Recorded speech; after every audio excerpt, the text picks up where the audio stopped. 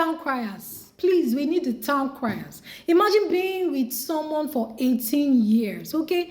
Not 18 months, not 18 weeks. 18 years. At what point does fighting for a relationship become abandoning yourself? I've been in an 18-year relationship, and I feel that's where I'm at right now. Not married. We just live together. And the future you kept waiting for never happened. No proposal, no commitment. This is a very hard question. And a lot of people tend to avoid this question, okay? You know, everyone will say, oh, if you're in love with this person, if you love this person, you'll be patient. If you love this person, you will not give up. If you love this person, you will fight for it, right? You will fight for the relationship. So everyone always talks about this. Fight for a relationship, fight for this. But nobody talks about a person losing themselves in the process of fighting for a relationship. So many people don't even stay because they are fighting for the love. No, they are staying because of history. They are staying because they feel they've invested too much, okay? We've been together for too long. I can't throw that away. I mean, 18 years, okay? Just because you spent 18 years, okay, making a mistake doesn't mean you should spend 19. Time invested is not proof that a relationship is healthy. All right, as you can see this lady here. If she was in a healthy relationship, would she be bawling her eyes out? Would she have come to the stage to ask this question? A lot of people will say relationships take work. Yes, absolutely, they do. You need to put in efforts, both partners, right? Both parties. And yes, some long-term relationships actually, you know, go through seasons where certain things happen, where you're still, who knows, discovering yourself, right? So there might be stages where you might not feel for the person maybe the way you did. It happens, okay?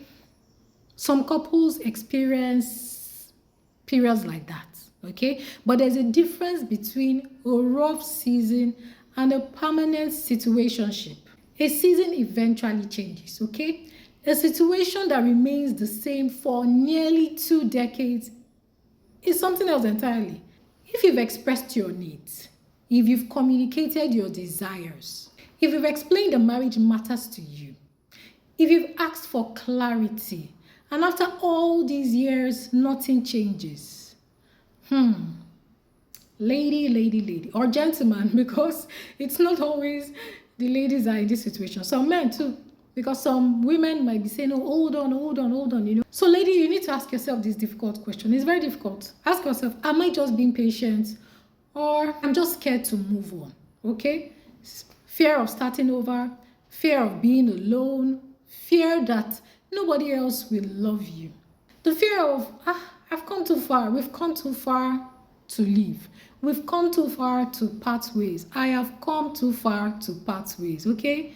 And you see this sort of fear and this sort of thoughts, it keeps people trapped long after the love has stopped growing. So now it's been so long, you feel invisible, you feel unseen, unchosen, unimportant. You live together, yet you feel lonely.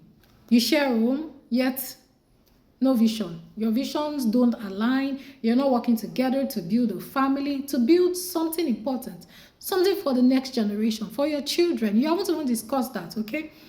And when all of that becomes normal, when it becomes a daily routine, little pieces of self-worth begin to disappear. So you try to fight for it. So you're fighting for it, fighting for something that does not exist.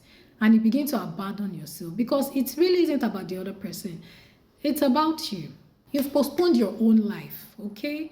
You've postponed your dreams. You've postponed your needs. You've minimized yourself. Your standards keep getting lowered.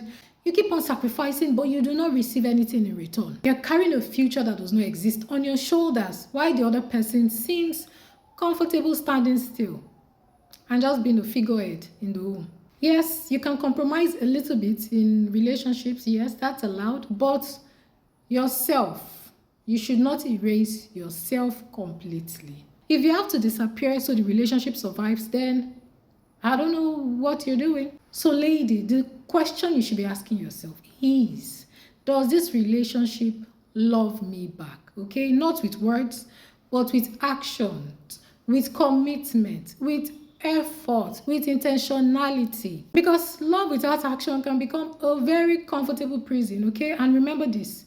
You're not selfish for wanting commitment. You're not selfish for wanting effort. You're not demanding for wanting clarity, okay? You are not impatient for wanting progress after so years. In this woman's case, 18 years, okay? So no, don't allow anyone guilt, shame you. No, choosing yourself isn't giving up on love. No, it's refusing to give up on yourself, okay? So please, everyone in the comment section, let me know, what do you think? If someone has been in a relationship for 18 years with no proposal and feels like they're living with a roommate, should they stay and keep fighting? Or is it time to choose themselves and